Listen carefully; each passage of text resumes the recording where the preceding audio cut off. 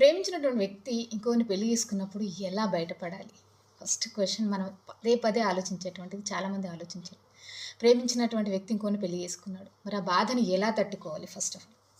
ఒక చిన్న స్టోరీ చూద్దాం. ఒక అమ్మాయి ఒక అబ్బాయిని చాలా ప్రేమించింది.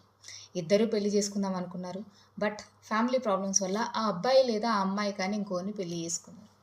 ఇక్కడ అప్పుడు ఆ అమ్మాయికి కానీ, ఆ అబ్బాయికి గానీ అనిపించేదేంటి? ఏంటి నా లైఫ్ ఇక్కడ ముగిసిపోయిందా అని అనుకోవడం.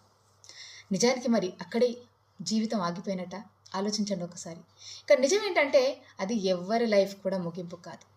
మీ లైఫ్‌లో ఒక పెయిన్‌ఫుల్ చాప్టర్ మాత్రమే. మీకు క్లోజ్ అయిపోయింది ఒక పెయిన్‌ఫుల్ చాప్టర్.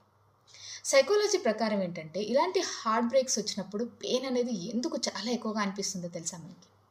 ఎందుకంటే మనం ఏదో ఒక రీజన్ అనుకుంటాం. అంటే ఒక వ్యక్తిని మాత్రం కోల్పోయామని అనుకుంటాం. బట్ నాట్ ఓన్లీ ఒక పర్సన్ మాత్రమే కాదు. ఇక్కడ వాళ్ళతోటి మనం పెనవేసుకున్నటువంటి డ్రీమ్స్ కావచ్చు, ఫ్యూచర్ ప్లాన్స్ కావచ్చు, మన యొక్క ఎమోషనల్ ఇన్వెస్ట్‌మెంట్ ఇవన్నీ కూడా కలగలిపి ఉంటాయి. కాబట్టే ఇవన్నీ ఒక్కసారిగా కుప్పకూలిపోతాయి.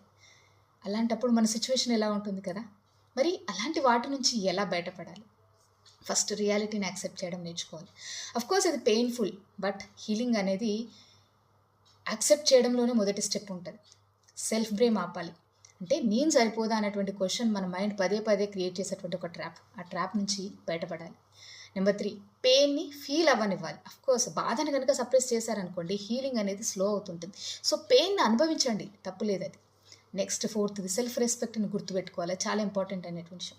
నిన్ను వదిలినటువంటి వ్యక్తి కోసం నీ లైఫ్‌ని డిస్ట్రాయ్ చేయాల్సినటువంటి అవసరం అస్సలకే లేదు.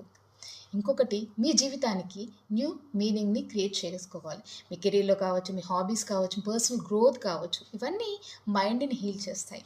సో, పవర్‌ఫుల్‌గా నేను చెప్పేదేంటంటే మీకు ఒక్కటే ఒక లైన్ చెప్తాను. నిన్ను వదిలినటువంటి వ్యక్తి నీ ఫ్యూచర్ కాదు. అంతే కదా!